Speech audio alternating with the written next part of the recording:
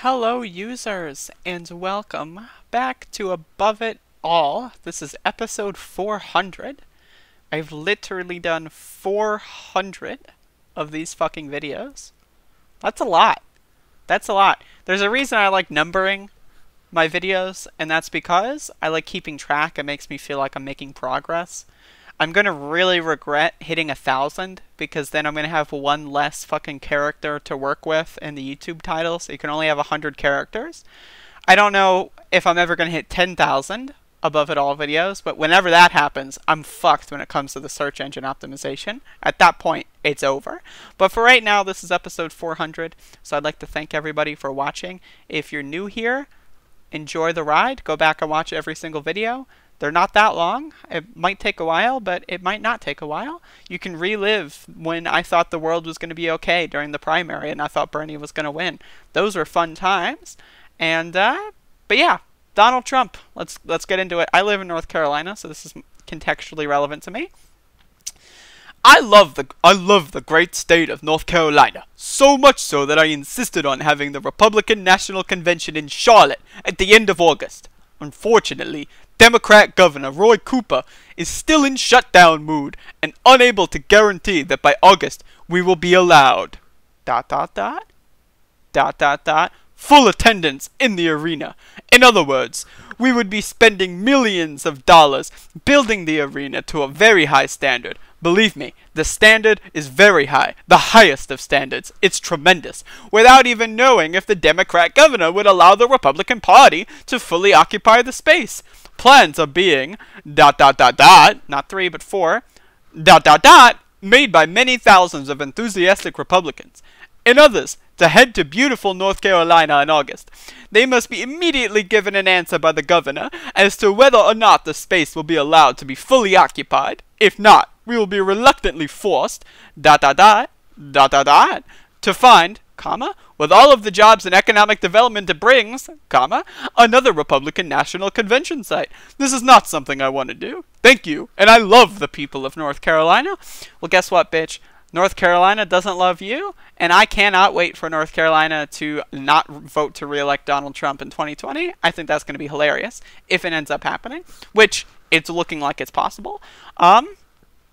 So here's the thing. This is a little ridiculous. Again, this reeks of the Elon Musk situation, but instead of just being a random jackass racist billionaire, it's the President of the United States. The idea that the President of the United States is trying to blackmail a governor of a state, literally live on Twitter.com, is just bizarre.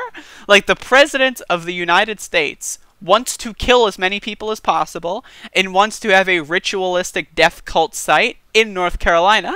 I think personally, if I were the governor of North Carolina, I would not want a Jim Jones-esque cult to drink their Kool-Aid and all ritualistically die in my state. You know, I don't want a bunch of Republicans to die in a ritual in my state, because then all of a sudden North Carolina is going to be in the news a lot. It's going to be like, why are people dying in North Carolina? What's going on? I don't want that. Go to fucking South Carolina, bitch. Like, South Carolina is the state that ensured that you're going to be reelected for a second term, probably, like with fucking the whole Joe Biden thing. Go fucking there. You got Lindsey Graham to back you up. Like, come on, bro. Like, fucking, it's just really funny. I don't know, man. I really hope he does pull it from North Carolina, because North Carolina, again, I live here. So, like, if there is the Republican convention, it's not that close to me, but it does have that ripple effect, and that will 1000% create an escalating in cases of COVID, and it's not going away. People keep saying, oh, the heat's gonna burn the virus. Look at Brazil, dumb fuckers. Jesus Christ, how stupid do you fucking have to be? Oh, the heat!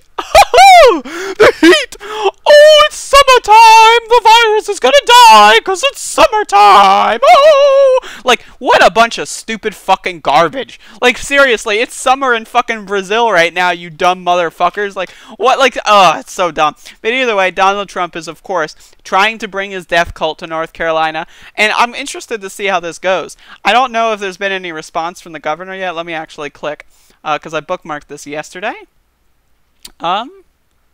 Did he actually respond? I don't think so. Not on Twitter, at least.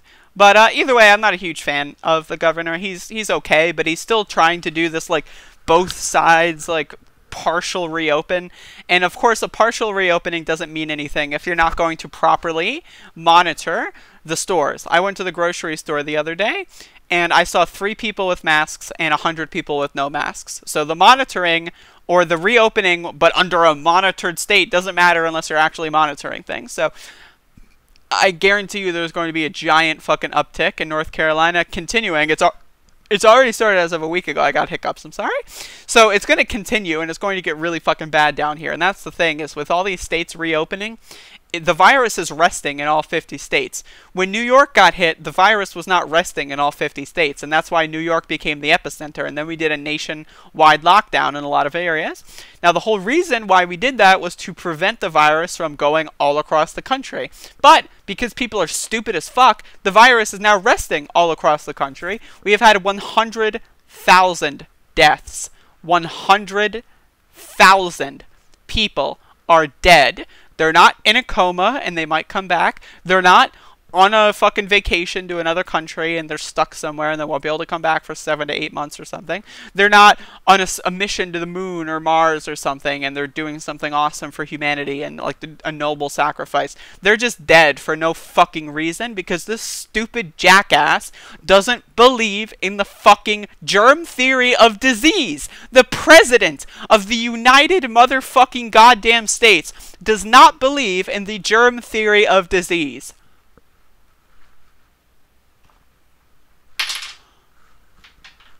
What a world we live in. What a fucking world we live in.